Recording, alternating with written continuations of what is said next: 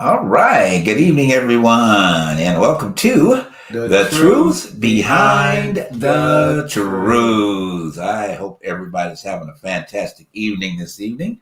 We are putting the alarm out there for y'all on Facebook so y'all can jump on. Um, Starting off today, we got a little technical difficulties, so our normal video presentations in terms of our conversation won't be available tonight, but it's all good because we're going to maneuver and work our way through all of it.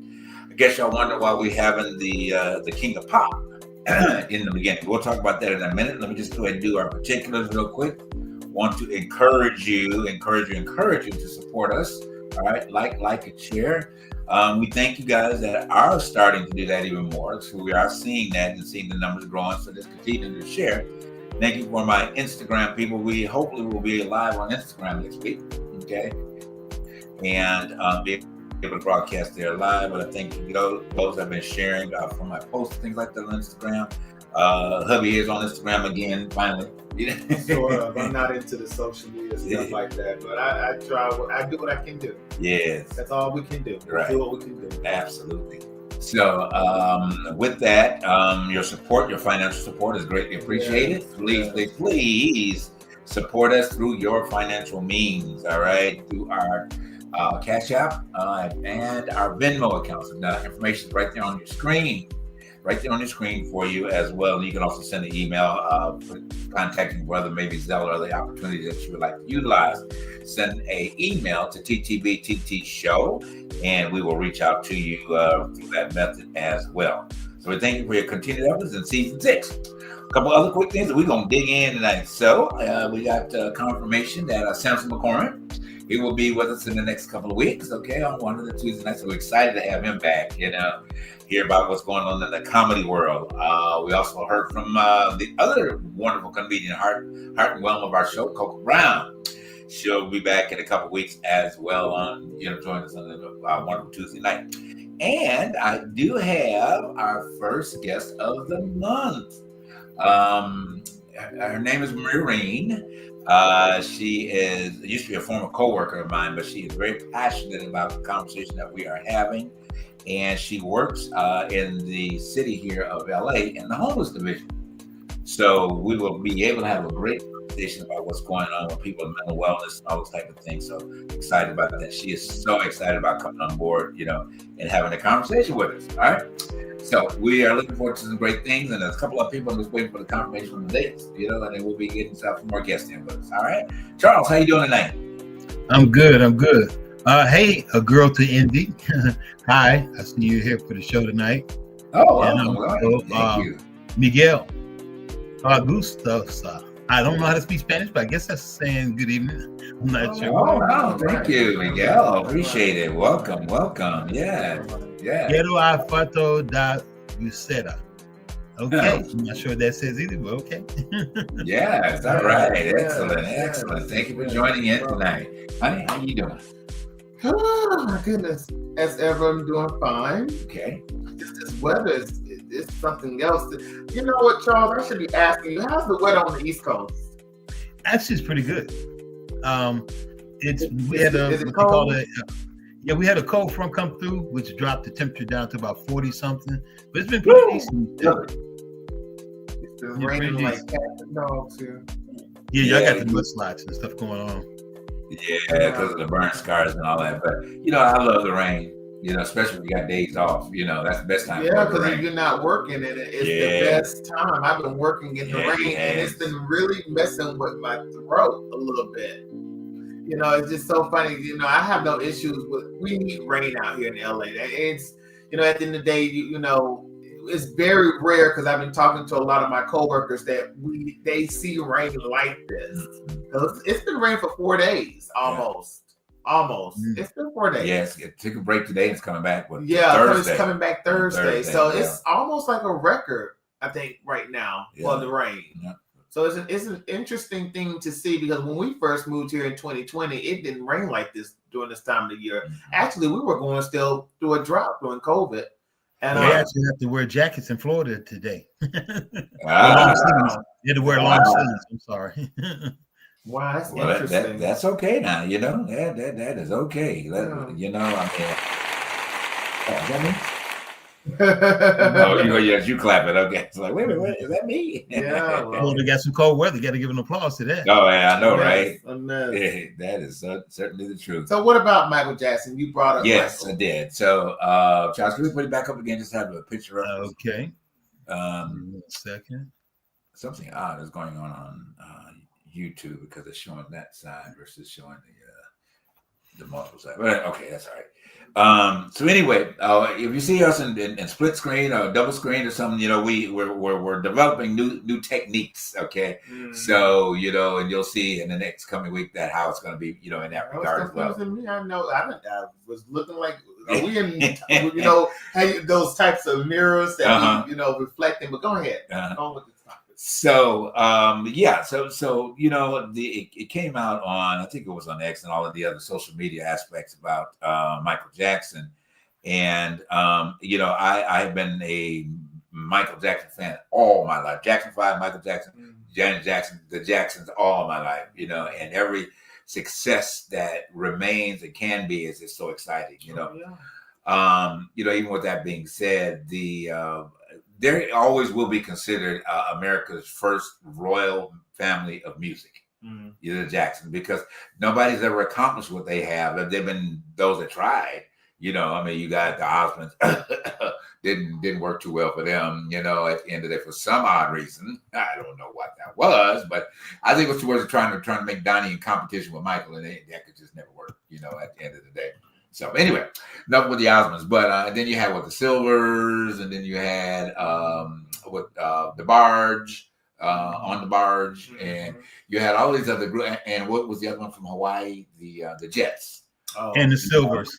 The Silvers, right? The Jets, and all of these people, they really tried, but the success rate just never happened for them. The Osmonds. Well, I did say the Osmonds, yeah, well, that was, I liked the Osmonds, but Donnie was okay, but he was just never Michael, at the end of the day, he was just never Michael, and I think most of society did that because he was what was that magazine, Charles, that they had out, you don't remember this, but Tiger Beat or whatever it was, that one for teenagers. There was 16, Tiger Beat. So every time you pulled it up was Michael and Donnie Osmond. Yeah, it was. So but anyway, so fast forward about that. So the latest report came out about just Michael's growth after his death. He's been gone. Is it 15 years? Yes, it has been. I mean, it's just amazing how time flies. But he is almost just as relevant, as he was 15 years ago, as he was 20 years ago, as he was 25 years ago, as he was 30 years ago, and he is the top grossing artist, ever. Oh, wow. Ever. And then for the past year, he has outgrossed Taylor Swift and Beyonce combined from the grave. There's a lot of them, to be honest with you. Besides, just use those because the point of reference is them. At the point of that, and it's amazing that. But see, and I put a post up about that today too. But the amazing thing about that is that I think Michael's wealth that everybody is seeing is that the riches that he had within him. And his congenial love for humanity. And his idea of being philosophical and philanthropy, and with that particular photo shoot that he was giving over $500 million toward different organizations, over a slight period of time. And not to slight, I know Beyonce does a lot. I was reading up on that the other day, not to slight that, but at the end of the day, is that where does legacy come in? This Michael is a representation of legacy.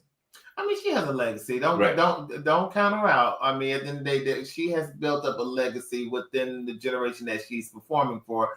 I always tell people this. Before I knew music, I knew Michael Jackson. Yeah. That was just how rare he was in our lifetime. I grew up with him in the 90s and into the 2000s when it wasn't popular to be a fan of Michael Jackson. Right. I remember the Martin Bashir and all, and the trial, and him winning that trial, and then trying to come back, and right. We know what happened when he couldn't come back. He passed on. He transitioned over. Right. And I've always said this about Michael. I said, it takes somebody as special as him to still hold on to people of many generations, of many ages. People are still looking at his work and still using his work. Absolutely.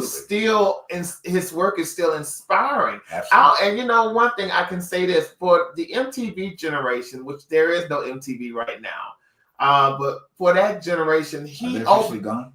Yeah, they're going to switch over. Okay. But he officially helped MTV garner up the viewership because Thriller is the video itself was $1 million behind the scenes maker. Right. I mean, he made a feature short length film, and because of that, a lot of the artists had to step up their game. Right. They just couldn't put out just crazy looking videos. They had to really step up their game to really sell music. So that right there, when you see artists today with all these high-tech videos, with these sparkling arenas and big tours, right. You have to give the man credit where credit is due because he did really set a trend. Right. For a lot of artists that came, and not only him, but a lot. Prince did too, as well as Madonna. And Whitney. But it was him who really ushered in that era where star power you really had to come with it, or just get out the way. Right. So I think that's where Beyonce comes with her trend. Even though I would say this, I would give at least Beyonce the credit that she acknowledges Michael Jackson's inspiration on her career, and that she had utilized what she had seen from him and utilized it into her career as well as being private. Right. But I'm going to also add this, and I'm going to cut this thing short. One thing I can give Michael Jackson credit for, as a Jehovah's Witness, the man was an artist of his time. He spoke on politics, and he spoke on world events. Something that I wish a lot of these artists and so-called celebrities would do. Right. But you have people now who call themselves people of inspiration and people who have the word of the streets or whatever you want to call them. They're just out here just saying whatever without any type of conscience of people who are following them, speaking out lies and agendas that doesn't even help the world to come to where it needs to be, which is the truth. Right. So I have to give Michael credit. He spoke about climate, about depression, about race. Right. And he didn't really, he just did what he had to do to make sure that the message was out there. And that I will give him his just due. Charles, whatever you what you want to go say. Are you gonna hand it off to me? Yeah, go on and say it. Yeah, no, I think that in today's society, there's so much that we lack in empathy and giving that has become just a thing of the past, which it shouldn't have. Mm-hmm. But I think that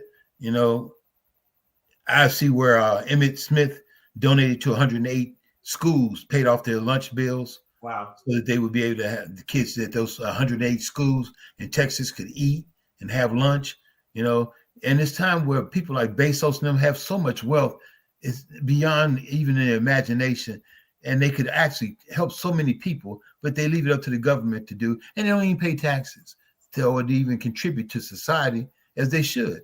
They have so much abundance that they could easily help out and take care of other people, but that's our society, Right. Self-preservation. We take care of ourselves. We don't worry about others.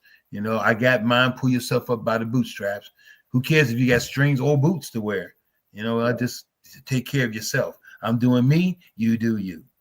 And it's a shame that we're doing that. Yeah, it's a shame. But you had mentioned about Bezos. His ex-wife is becoming probably the greatest philanthropist. Yes, she has. Yes, she has. He just gave $700 million to divide it up over the all over the HBC schools. Yep. Yes. And it's beautiful to see that support, that's coming from that particular perspective. We can't blame everybody for certain people's behaviors, at the end of the day. And for her to feel the need, because I'm sure there's Ivy League schools that she can be doing the same thing too. But at the end of the day, she's chosen, to be able to do that as well. So we send a lot of thanks and everything out to her for doing that. At the end of the day. So, you and I were having a discussion with today or the day before yesterday about just being, how you can be philanthropic, how you can be philanthropical, how can you be a philanthropist at this point in your life. People tend to think that you have to be in a place of means. You have to be very wealthy to be a philanthropist.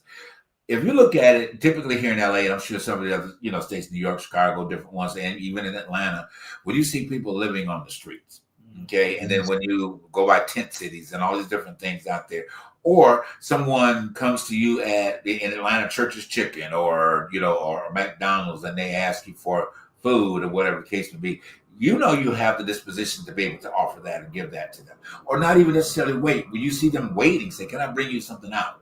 At the end of the day, you don't have to have a lot of money to be a philanthropist. Philanthropy is a part of your being, and as if you want to give, if you can give now when you are a philanthropist, speaking to your destiny, then it won't be a problem.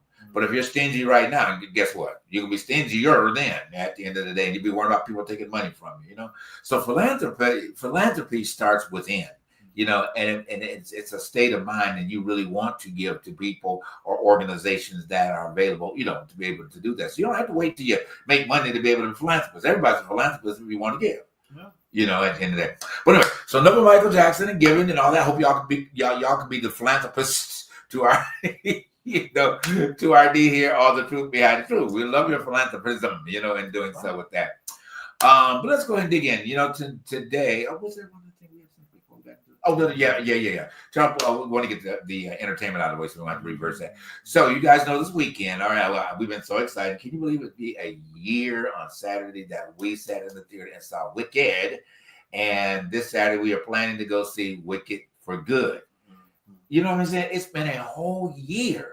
How the whole, gamut of it and what has happened with it and all of that type of thing. And now it has come full circle again. That just shows me how fast time flies.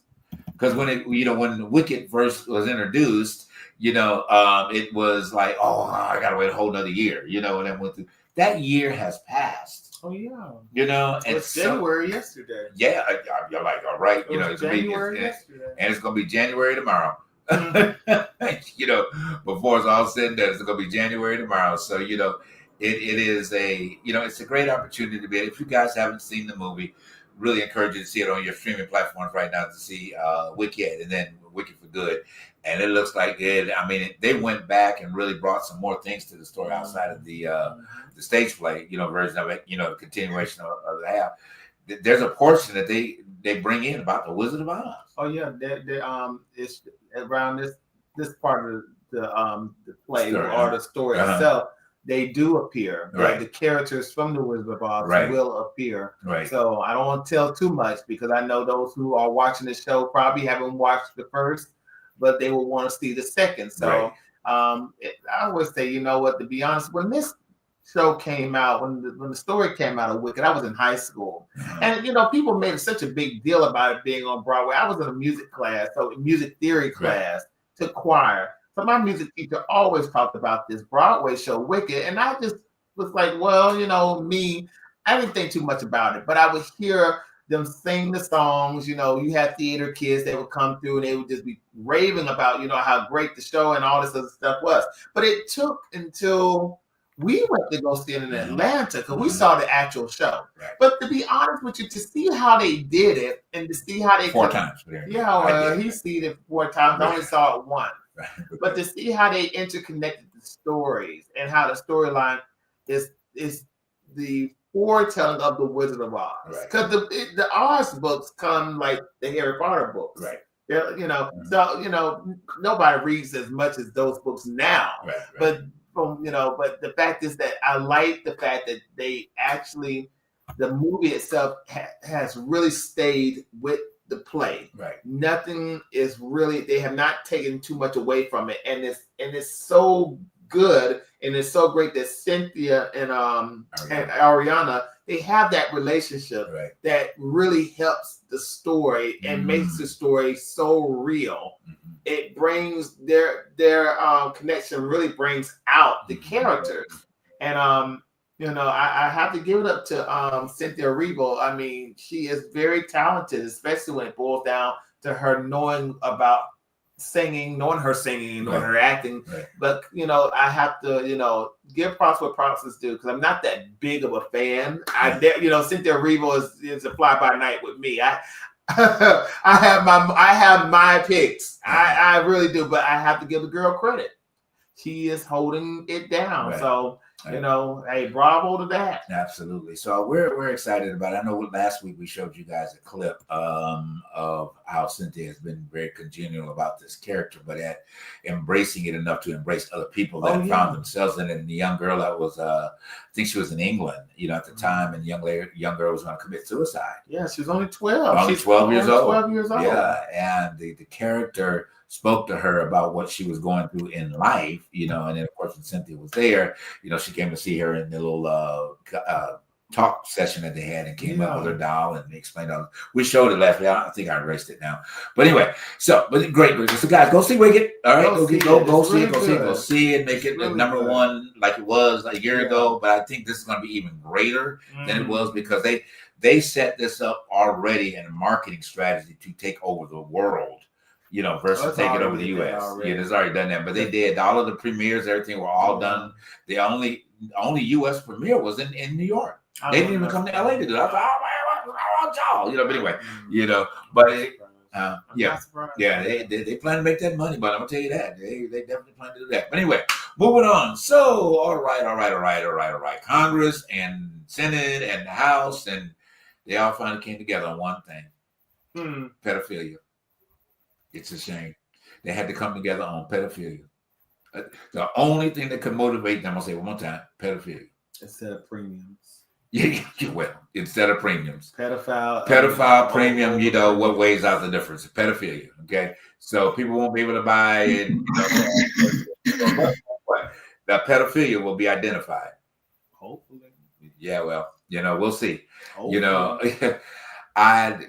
You know, my thing about it is that I'm just saying, and I'm just going to put it out there, okay, allegedly, all right, that this man that's in office, it knows that he is so much so, and every one of them papers probably how many was it? 700,000 emails, or what is it? 7,000 emails, or what was it? Been around that point. You know, around that month, he's probably on every page with a complete, description. Okay, so they're yet saying that the ability to possibly block the scenario of what's going on, because once they open an investigation trying to put Democrats in, and allegedly there's some Democrats that are going to be a part of it, but that's not a deflection of you being on it at the end of the day.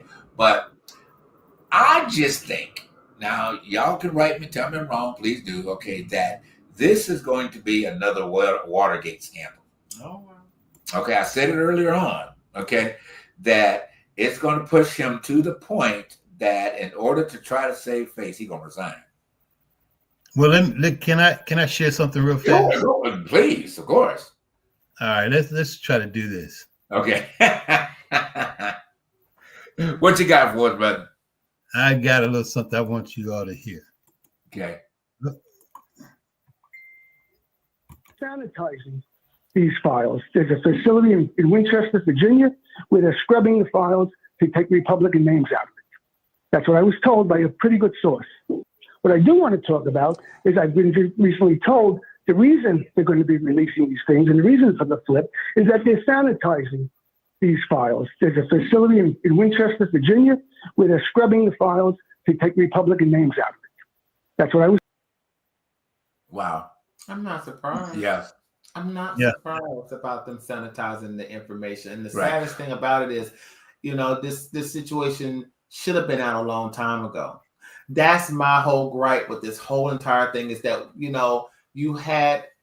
we have had plenty of times before this man became president for this to be the situation, but it was never the situation. And I would love to know why.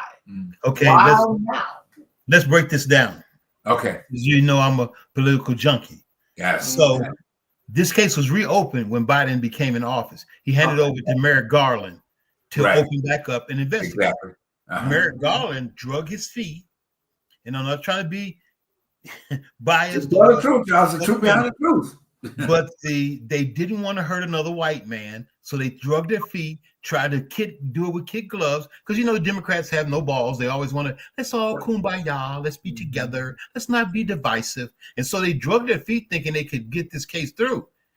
Merrick Garland drug his feet to the very end and then finally done it, but in that time it's too late, which is the same thing James Comey did. James Comey took the case for the impeachment and so forth and drug his feet, trying not to hurt the party, trying to go, be a good guy and come along. And then he waited to the end and threw that little thing about Hillary in, which didn't matter, but he threw it in anyway to derail her campaign. Then he took it away and said, oh, I'm sorry, that didn't really matter, but you already have made the damage, so it doesn't matter. So when you do those things and they take their time trying to bring the cases forth, of course they're not going to succeed. But now they're learning their lessons because they drug their feet. Now Trump's coming back and he's taking revenge on all those people that tried to put him in shame. And they should have done what they're supposed to do their job, which they didn't do. Now and with Trump in the office and the Republicans falling in line like a cult, along with the Supreme Court, now they're serving justice the way they want to serve it. But Steve Bannon said it best. If the Democrats take over after the midterms, they're all going to jail because they've done so much illegal stuff, but they covered it up because they have the power. Trump could have put all this stuff out on his own. If he really wanted, he didn't need the Congress or the Senate. He could have put this out on his own. But he held back because he knows he's in it. He's waiting for them to sanitize it, like Jeffrey Epstein's brother said. They're sanitizing it before they give it to us. They're trying to get through all that paperwork and erase all Republicans and Trump's name out of everything before they give it out. And that's what's going on. It's a big what do you call it? It's like Watergate. They're trying to cover their tracks, and if we don't hold them accountable, they'll get away with it. Yep. I'm gonna be devil's advocate. If the Democrats do win, will they go through with it? Like I said, prosecuting these people because, like you just said, they're so good about dragging their feet on a lot of stuff. It's just the fact is that they are not so unified, which since we now know that that 8 members of Democrat senators can go over a leader who's so cowardly didn't want to vote to open up the government, because we all know Chuck Schumer allegedly wanted to, but he cowered out. Mm-hmm. But the saddest thing about the Democrats is that unlike the Republicans, the Democrats are not that unified for them to just do what is necessary to get things done. I have to give them the crazy Republicans this credit, because honestly, they've been pushing this for the longest. Marjorie Taylor Greene, she's been pushing this. She's been saying, I want the Epstein files out now. Right. Now they're thinking that they're doing this to hurt the Democrats, but they're only hurting themselves too. But the saddest thing is that the Democrats could have did this, like you just said, but the Republicans had to do it. And some of them are having to risk their own careers and their own lives too. I have to give it up for them. I really do. I'm a Democrat. I ain't gonna lie. I stand with the Democrats, but the Republicans, I would tip my hat to them. This was a campaign promise to those who really wanted this to happen, and they are making it happen.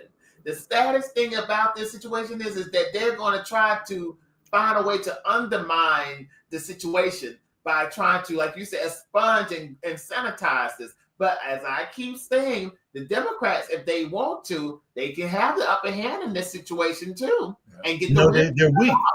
Like I said, they have no guts, no balls.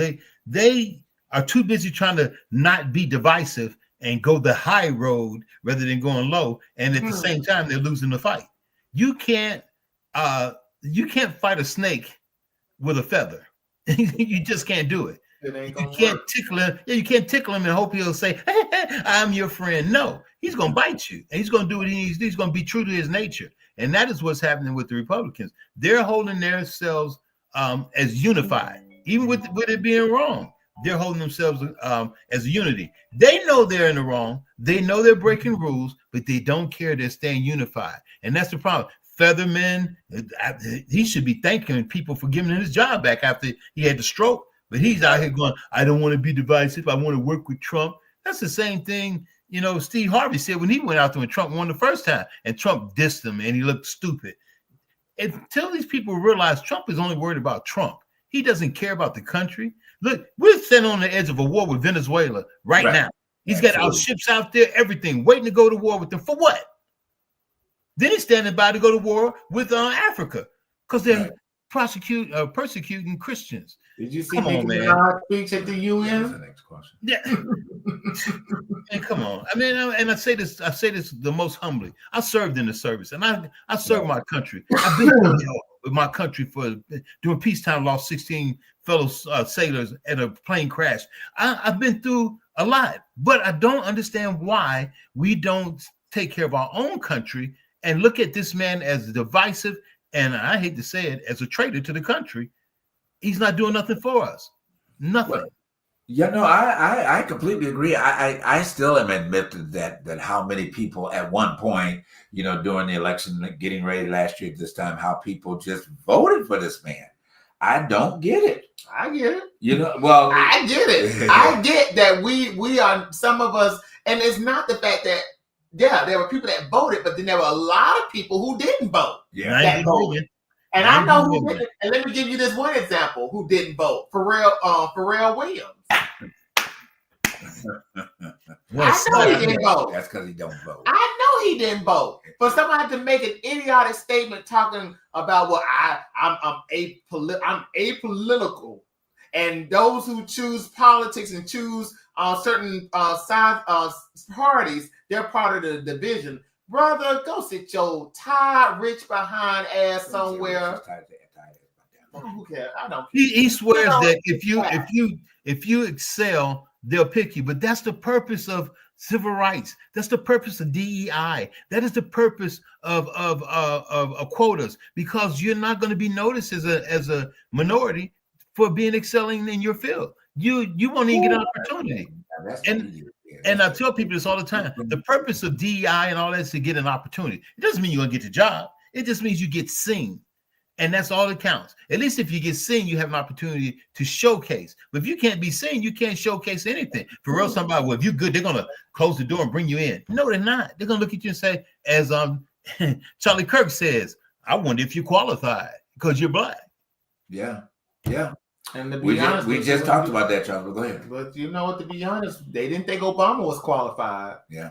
And you know what's so funny even about that situation? It's like, we talked about this too. They don't want to give that man credit for anything unless it's something terrible like immigration. Right. The immigration situation was so broken, right? But Obama, during his time as president, was doing the business, right? So now that Trump is doing the business, they like to bring up Obama's, Obama, he deported so many illegals. So y'all going to finally give this man credit for that, but you don't want to give him credit for trying to fix the healthcare system that y'all are so wanting to destroy. And then on top of that, Fetterman, yes. You know what? He better be lucky he has his healthcare. And he ought to. His healthcare. Talking about some stroke. Yeah, he was, you know what? Yeah, he fell hard on his face.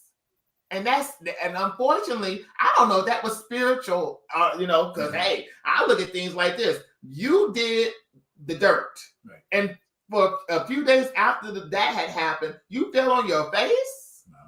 Something spiritual happened in that moment. I don't know what that was, but he fell hard. Something tripped him up where he had to have a little bandages here and bandages there.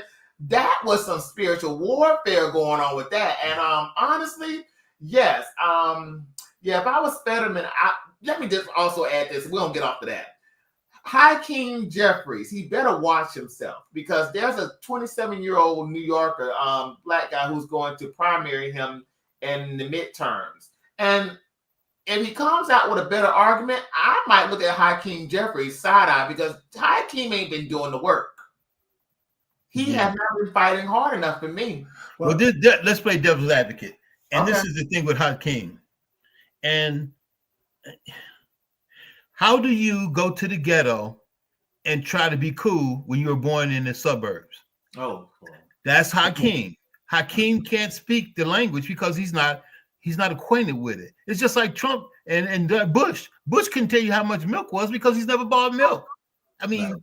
come on, be for real. And the thing with Hakeem, with all intents and purposes, he's a good guy, very good guy, and he has the best of intentions. But he doesn't have the fire or the gumption to give us what we need. Right. They in the Democratic Party, they keep progressing with who's next. I want to go with who can do the job. Skip who's next. Who's going to do the job? They don't want Marjorie Taylor Greene to be the head of. Marjorie Taylor Greene. I have to admit, she even surprised me by saying she wants to see the Epstein files and Trump is wrong. I even had to say, "Oh my God!" But then again, the sun does shine on the dog's ass every blue moon, and the broken clock is right twice a day. So I mean, hey, every now and then somebody's gonna come through. But if you look at how the situation stands, until we actually take accountability. I forget her name, but the lady, what's her name? She said that we need to raise the age, or lower the age from 17 to 14 because Trump likes younger women. Megyn Kelly. Crazy. Megyn Kelly. Oh, wow. Well, now they got mad at Obama for having a tan suit and for talking to Reverend Wright, but this is good. How do you justify this? That's what I say all the time. I just literally get baffled at to the mindset of what these people are doing and what comes out of their mouth. Goalposts. Yeah, like you said, the goalpost moves conveniently anytime we want to. All right, and I love that saying. Y'all need to write that down. Say it again for everybody. The goalposts they keep moving the goalposts. It's all based on what they think is right for them in the moment. It works for their fight, but I'm not surprised. Right. This is what it's all about. We were just talking about Michael Jackson, right? Uh-huh. Now, let me also give you a little bit of history. When Michael was accused of the first molestation situation in '93, guess who was also being investigated? Just guess. Bill Clinton. Jeffrey Epstein. Okay. Okay. Jeffrey Epstein at the same time was being investigated. Wow. But guess who had the star power for that crime? Right. Wow. Guess who had the bigger name for that crime? Michael Jackson. So the saddest thing about alleged crime. He didn't do any crime. Well, alleged crime. Right. That's right. Alleged crime. Alleged. But the saddest thing about that situation was the real criminal. His story was being covered up the whole entire time, and then you had people within, while Michael Jackson was being crucified and being surveillanced by the FBI. Right. And this what really gets me when people want to bring up, well, he's still a pedophile. You know what? You can believe what you want to believe. Right. Yeah, but the FBI have the proof on Google. You can go Google. They do. They've already said it, and this is how we know it's a two-tier system. The guys from Abercrombie and Fitch have been indicted for and guilty and prosecuted for sexually assaulting and manipulating young men. Yes, models, young men. But they didn't even get any. They got 6 months? Puffy was, and they were dealing with. They said they sexually assaulted these young men. Puffy is being persecuted for something that's not even on the same level. These are consenting adults doing this sex with Puffy. They're trying to push Puffy into the limelight, but they're not talking about Abercrombie. The guy on Seventh Heaven said he molested all those little kids on the set, but yet they're still showing Seventh Heaven in syndication. Bill Cosby too. Yeah, Charlene has been passing AIDS and HIV to how many women? But they still showing half and half. Was it half a man, half a? That's what you said right now. Half a man. And then he's selling a book. He's got a documentary on Netflix that's about to come out soon. Jerry Lee Lewis. See, this stuff ain't nothing. Elvis Presley. It's nothing. What you say, Charles? Elvis Presley. Jerry Lee Lewis. Come on. I mean, we persecute, and I'm not saying R. Kelly and them are innocent. They should be prosecuted. But these other folks are just as bad, if not worse, and you're not even doing anything to them. It's stupid. And you know that. Then just to show you how bad this is, in Chicago, remember they dropped out of helicopters to raid that building and put all those people on the street, naked, half naked, kids tied off. Turns out they had to let everybody go because they did it illegally. Everybody's free.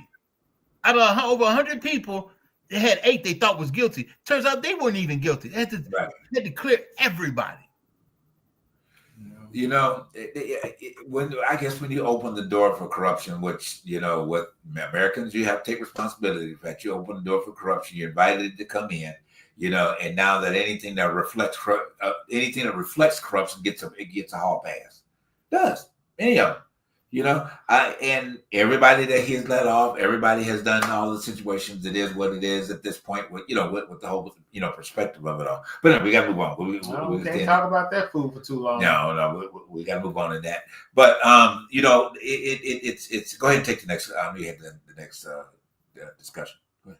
Well, I would love to ask Charles this. I know you from Chicago. Did you hear about that story about the pregnant mother being attacked by a bunch of little kids? Oh, yeah, because that's been just on our algorithm like crazy right now. Did you see that? I didn't get a chance to watch it, but I did see it. I didn't get to see the whole thing, but yeah, I saw it pop up. Get me started, but go ahead. I mean, the woman was suffering from sickle cell, but anyway, she went up to the school to see why the kids were harassing her son. Her child. Right. And them kids just surrounded her. Just walking the child home, trying to get the child home. They surrounded her and the child and started attacking. And the woman's pregnant. She's pregnant. I was born and raised in Chicago. I'm gonna tell you that is not even out of the norm. When I was wow, I hate telling these stories, but when I was young, I was attacked by a group of boys in the I was in the 5th grade. Mm-hmm. They attacked me because I, as they say, represent myself with a gang. I didn't bother with gangs. I didn't have no older siblings or even older cousins in my neighborhood. I had older cousins, but they weren't in my neighborhood to protect me. So they jumped me. 6 guys jumped me, beat me, kicked me because I wasn't a part of one of the gangs. So, but I had to walk home by myself. So my uncles and them had the old school philosophy: if you come home crying, I'm gonna whip your ass and send you back out there. So my thing was I had to go back out and fight because I didn't want to come home and get beat up. Mm-hmm. And then the next time I got beat up was as I got older. I was I think I was 12 or 13. I got jumped by a group of guys. Oh, to take when you first get those digital watches, you know, the little red with the little red right. laser. Uh-huh. They just come out. I worked all summer washing windows to get me one. The guy stole it with a sawed-off shotgun, robbed me, took my money and my watch. And people came out the door and saw them robbing us. You know what they did? They went back in the house, turned off the porch light, and went back in the house. They didn't say a word. You know, I'm gonna have you ask you a question about that and just say what I want to say my point about this. Mm-hmm. You know, these kids.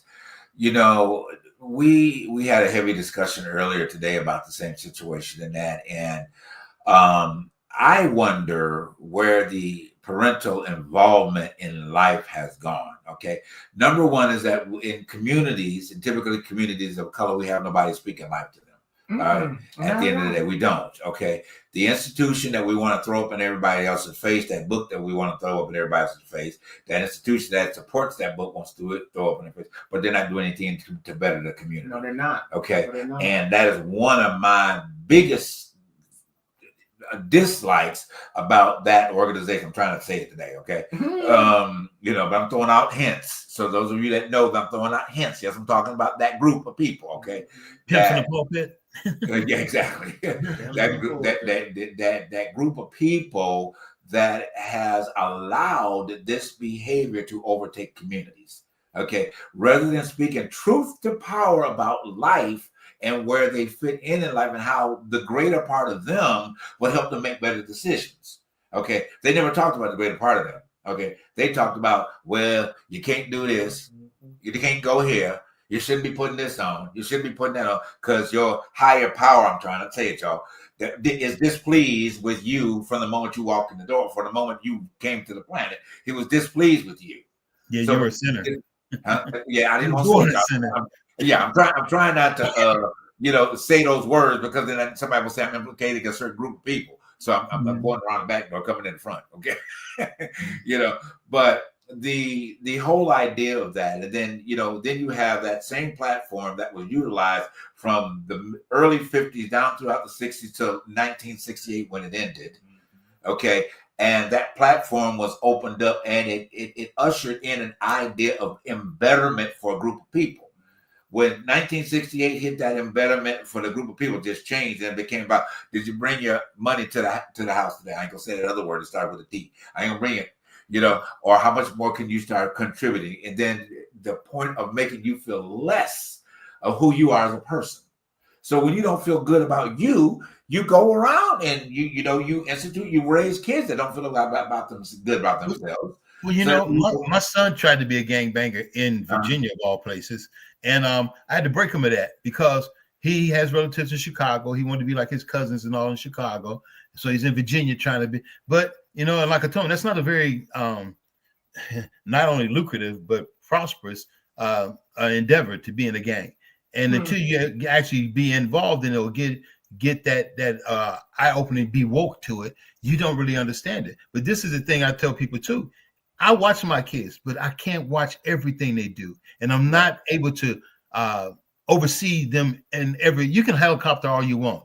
And he's still the girl's gonna get pregnant. What's gonna make girls pregnant? As we talk about relationships, which is today's show, that is what that is. Relationships are difficult, whether it be between man and woman, man and man, woman and woman, parent and child.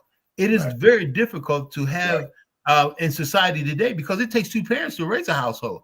Yes, some people are fortunate enough to have enough income, but it usually takes two people to bring enough in to raise a household. You can't do it by yourself. Society today as a whole is so overburdened.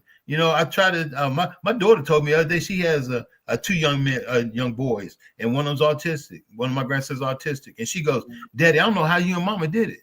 Wow. I worked nights, she worked days. We shifted. We had to have shifts in order to take care of them, and not just happen to have a good job that actually paid enough to keep us going where we need to go. But it's not so easy to have a child or to raise a family or to even have a relationship as a couple because things are so difficult now. You can't, how do I put this? You can't foresee everything because life throws so much at you. It's just hard. But we should ask ourselves this question. The holidays are coming. How many parents are going to have to work Thanksgiving and Christmas Eve? I work every holiday, man. And that in itself is something to think about when you're talking about families and times of events like this. Very disheartening. It is a very disheartening thing because you have these jobs. Now, when I worked at Walmart, the old heads that worked at Walmart used to say, Sam Walton, he knew there were single parents that worked in his store, so he put daycares in his stores. But until the day he died, after the day he died, they snatched those daycares up. Yep. That is very telling. That's very telling. The fact that we live in a society where we work these jobs, but they don't see the importance of community and family.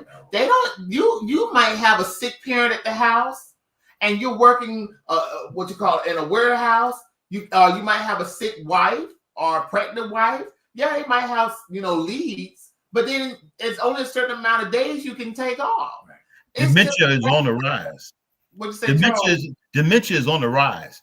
More of us are become responsible for our parents because we can't afford to put them anywhere. We can't afford to hire anybody to watch them. So now that I don't want to say burden, but that responsibility falls upon the children who are already struggling. Now they're struggling to take care of their parents who are suffering with things we can't even afford. Healthcare is such an essential. My grandson needs special therapy, speech, and so forth.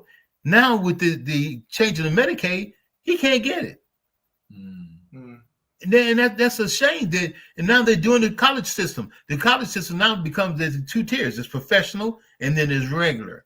Professional includes all the trades, but you have to have a $200,000 income in order to be able to afford college. Those of us at the lower half take what comes left and what's there. And it's a shame that even with the way they're revamping SNAP and all, they're changing the rules so that you have to then be homeless in order to afford it. And I get mad when I hear people say, well, if you got a job and you can work, then you don't need food stamps. Man, I worked and I had a job and I still needed food stamps. I worked at Walmart for a while and I didn't make enough to feed my family. Then I messed around and left my job, ended up out here doing the movies and stuff. And it wasn't because I wanted to, it's because it was the only job available. I still had to get food stamps. And they tracked every check I got. So it wasn't like I was getting food stamps and was out here buying steaks and lobsters and, you know, having cookouts. No, they tracked everything I did. And I try to tell this to people. You look at folks who are disadvantaged and having a struggle as they can do it, I'm doing it. Everybody's not the same. That's the kicker. Everybody believes that everybody is the same. That's the truth behind the truth. Everybody wants to believe that, okay, for example, in this country of these United States, there's a plethora of opportunities that are out there. Then you have those opportunities that are out there, but then you have people who will say, well, you know what? You know, I don't know. I don't think you're qualified for this. I don't think you're qualified for that. You have to sometimes know somebody. You have to know people. And that is the one thing that kills me about people who want to say, well, you're not out here doing what needs to be done. Honestly, those people who are successful, favor ain't fair. Truth behind the truth, favor is not fair. We have this show. Let's just be honest. We have this show. Now, if we had the favor of a backing, we'd be all over the place. Hey, truth behind the truth. Right, do you know that 40% of young men have never asked a woman out in person? And why is that, Charles? Because of social media and our devices. We spend so much time on apps and DMing and so forth. And they also said 60% of young men don't engage in sex. Well, that's a good thing.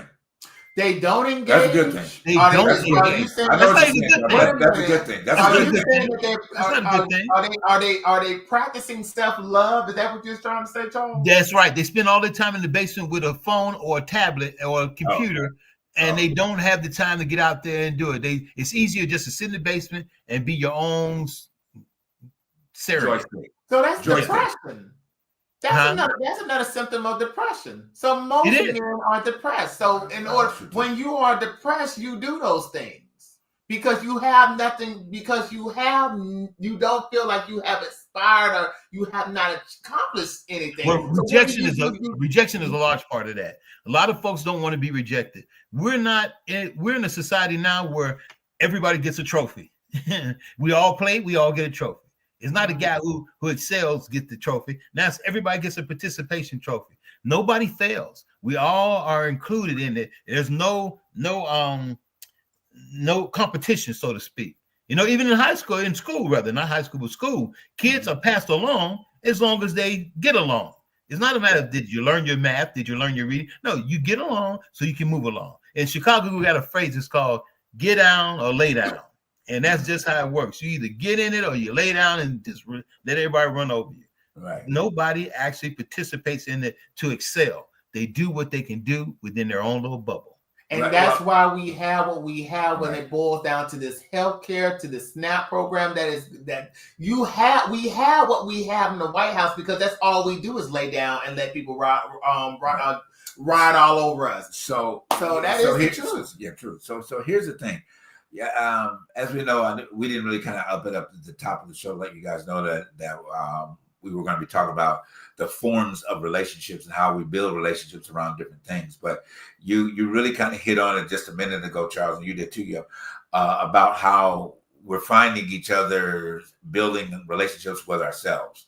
Now, to a larger extent, that's a good thing, all right? And you understand what I'm saying about it. But the other part, like you had pointed out, is that it's forcing us to spend a lot of alone time. Okay, in that long time, we're really seeking out for that connection within that relationship or a relationship of that. So we've lost that connection. And you said earlier that divide. You know what the relationship now is? Twitter, okay, or X. The relationship is Instagram. The relationship, well, when it happens, is on Facebook. You know, it's on YouTube. Chat GPT now. People are making their own spouses and boyfriends out of Chat GPT. Right. Yeah. You know, and then what's the other TikTok? I mean, because this has become the relationship for people. So the engagement of the one-on-one, even just one-on-one decent conversation is no longer there. Because what happens is that you're texting. You know, you text a conversation. You will spend hours texting a conversation rather than pick up the phone and have that whole conversation done in 15 minutes. but you're busy texting because that engagement is that you really don't want to hear what that person is saying. You really don't, and then you can say anything you want, and the intent behind the typing is not always what's being said at the same time. You type in caps, that means you're yelling. Sometimes you just prefer to type in uppercase, and not be yelling. So sometimes you just prefer to see it that way. But I mean, all of these little factors. Now it's the fact, along with that, and not now, is that the emoji method of life. Emojis are the ones that really even shorten the opportunity of the text. Because I texted a young lady the other day and said something sarcastic. She hit me back and go, "What do you mean by that?" I said, "I was just joking." She goes, "Well, you didn't put LOL behind it." See, or the laughing emoji. Yeah, so, okay, my bad. And then they were talking about this a couple months back about the emoji conversation, and it's going to expand. It's not like something that's going to go away. They're going to keep developing emojis based upon the sensitive needs of the human being. So that's going to be another form of AI communication, and they said, next thing you know, child, I'm going to see the emoji like, oh, that's what you're talking about. Okay, I got you. Because the emoji went, I got you, Yeah, true. But it is, and we really are finding ourselves developing relationships in so many different ways that are outside of the individual connection that we should have with one another, at the end of the day. But here's the solution, because we got to wrap this up. We're like way over time. I suggest, and I'm sure you guys can, give a point on this, is that you got to find a way to go within. Okay. You got to start realizing that you are of value, regardless if somebody has really said that to you over and over again over the course of your life. You have to begin to value and validate yourself. There's so much information out there for you to validate yourself. Okay, there are. I mean, I don't know. We could probably find a couple of them that we have on Charles on our overlays of encouragement, words of encouragement that you can inspire yourself with. And not necessarily look at for someone else to give that to you. This is a time where it is self-preservation. Okay, and it's a time to preserve yourself within yourself. All right. Young people, young men, young women, y'all really need to do this, all right, at the end of the day, because if you're not from a household like Charles mentioned and I mentioned about having parents that had guided you, you're going to have to go within, because you'll find yourself in situations that you did not want to be in the middle of. It is a point, learning to love yourself. That is a relationship you really have got to, and it's difficult. Because the number one thing is that when you look in the mirror, you're looking back at you. And you're seeing the things that you represent and you don't represent. And relationship experts also said that COVID was really the worst thing that had ever happened to humanity. Okay. But then again, it could have been the best thing to happen to humanity because it gave you an opportunity to separate from all of the noise and gave you an opportunity to focus in on yourself. But people didn't utilize it for that. They went stir crazy. They went through all of these emotional things because what happened was that they weren't regularly ready to spend time with themselves, because they would pick up the phone, they do this, or they'd run here, they'd run to the club, they run everywhere else, and not really run into themselves. But I think that in order for us to get to a place as humans that we are the greatest gift that has been created by our Creator, we're going to have to find time to spend time with ourselves, and go back and do like what you said, a reset, and not a cultural reset, but a personal reset. Because once you reset yourself, then you'll be able to connect with someone else that has reset themselves. Then you'll get the cultural reset. Then you'll have people caring about one another. Then you'll have people loving one another, okay? And not going to the fact that we have to worry about a certain level of files of a pedophile that has took complete advantage of young ladies and girls for forever and a day. But you know what? Even in his case, he used these women to medicate his indeficiencies. He didn't love himself. He didn't care about himself. He didn't care about who he was and what he represented. And his family could have been torn. They could have been rich. Yeah, they could have. But just because you have money don't mean you care about yourself. Look at the fool we got in the White House. He doesn't love himself because he wasn't taught to love himself. And anything that descended from him doesn't love himself. So we've got to do that reset, but it's got to be a personal reset. If you don't have a spiritual higher power, find some sort of higher power. Meditate. Just say that I'm glad that I woke up. You know what I'm saying? Say that I'm glad, I'm excited that I woke up this morning. And that starts the good energy that comes from. And last point, then we'll wrap it up at this point. If you find that what's coming to you, you need to check your energy. What energy are you putting out every day? We are all energy masses. Okay, I know you crystal folk don't like to hear that. Okay, but we are. Quantum physics automatically tells you that you are from a greater energy that has connected to bring your energy to a place to where it is. When we start understanding that the quantum physics that y'all hate to talk about is a part of your greater good, okay? And your greater good is an institutor of the quantum physics. But guess what? You got to think outside of yourself to be able to understand that. You got to think outside of some perpetuated religious behaviors that have been laid over your life. And while we're having this concept, these words I'm trying to say, of inspiring yourself in a relationship, religion has destroyed your own opportunity to have a personal relationship with yourself. If you have a personal relationship with yourself, guess who you have a relationship with? Your Creator. You find your way back home. When you leave home, because you left home because you didn't know who you were. But when you find out who you are, you find your way back home. And your home is within you. All right, I'm good for you. I mean, that was enough said right there. Yeah, I say this every week. Until we realize that we need each other to survive, we'll never survive. We'll never survive. We'll leave it with this. The Hindu word that which I loved when I first learned that, and I started utilizing that within the Hindu community, and the Buddhist community. And I'm that way. Okay, I'm just giving y'all some information you can learn from other people. But the word namaste. Okay, namaste. If you just started in the energy of namaste, it will change your whole disposition, meaning that when you come into the presence of a person, you allow your spirit or your energy being to connect with that energy being, and you recognize that in that individual without opening up your mouth. And you allow that energy to transform of your in and of itself will be the place that you'll find the peace that you just talked about, Charles, and what you're speaking of as well.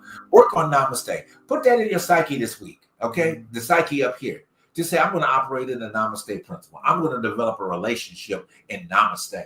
And everybody that comes across my path, I'm going to recognize the energy, the God, however you want to phrase it, in that person. Okay, that's not the color of their skin, the length of their hair, or any of that. It's the energy that person brings into your connected piece. All right. Anyway, we got to go. We love y'all. We want you to have that relationship that we just spoke of. We gave you some stuff. We didn't get digging. We have a lot of videos on that, but next week we'll just try to bring one of those to you, and as well. But thank you, all of those that have tuned in for the first time. I've seen a lot of you guys came on tonight. Thank you. Yes. Thing is, we need you to stay. We don't want you to come and go. All right. We want you to stay. All right. And that's very, very important. All right. So love you guys so much. We'll be right back again. On Truth Behind the Truth next Tuesday night. And keep in mind, we got some great guests coming up in the next couple of weeks. All right. Y'all take care. Love you much. Charles, thank you. As always, hugs. Wakanda. I would have not Wakanda. Truth Behind the Truth forever. Hey, we're all in this together. Absolutely. Absolutely. All right. Y'all have a powerful night. See y'all next week. All right. All right. Take care, guys. Bye.